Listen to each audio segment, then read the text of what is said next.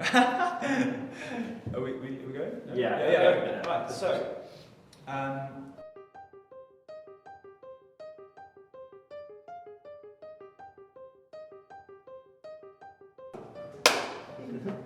so we're here to talk about Korea, and are we allowed to talk about it if it's a secret? We are allowed to talk about it, but we're going to be very carefully watched by the North Korean government. Okay.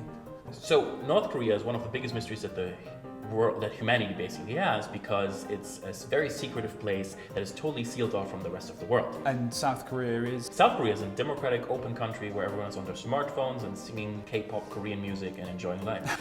Okay, so we've got North and South, two different countries. So basically, after World War II happened, there was a big battle between the communist part of the world. The communists are the ones who believe everyone is equal and everyone is shared equally, and the Democrats, which is, like the system that we have in the UK, for example. And that whole battle also made all its way over all the way to Asia. And actually, the Korean Peninsula, where the North and South are located, that's where the communist North fought against a democratic South. No one really won that battle, and so what they did, they decided to just split the country in half. And how did they split it? Is there a fence or? There's something that's called the DMZ, the Demilitarized Zone. It's usually a no-go zone, and no one is allowed to cross it. What's the difference between life in the north of Korea and life in South Korea?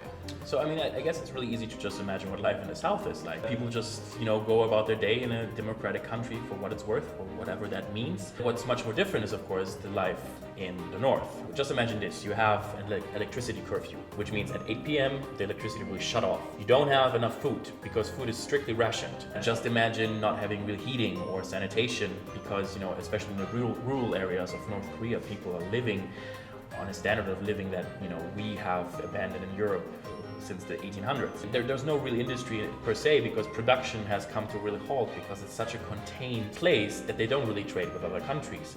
It's a very cut-off part of the world where people also don't have the internet. All they have is a so-called intranet, which of course does not have the same information as the internet, so they don't have access to the information that we do. The history books are different. Rather than having a king or a queen, what they have is a great leader, someone who they think is something close to a god.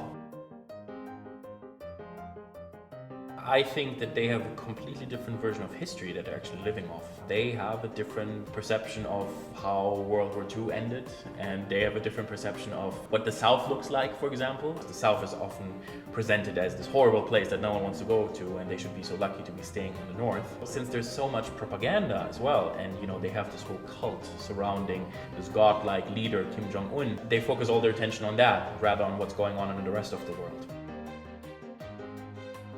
Horrible things, and anything from being sent to labor camps, your whole family will be executed, and you're in danger basically constantly. So, you just don't. Because if you want to survive, you just don't. Do a lot of North Koreans want to move to the South? Continuously. People are trying to basically escape the North all the time, and what you have to know is that, of course, the top border of North Korea is basically bordering on China.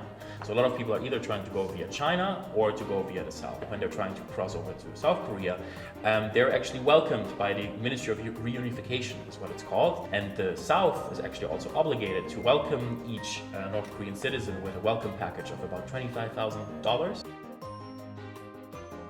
Basically, no one is talking to the other party. They're trying to avoid that as much as they can. The North is really concerned with surviving, really, while the South is just, thriving, and people care much more about what the next iPhone is going to be. So there's a huge contrast there.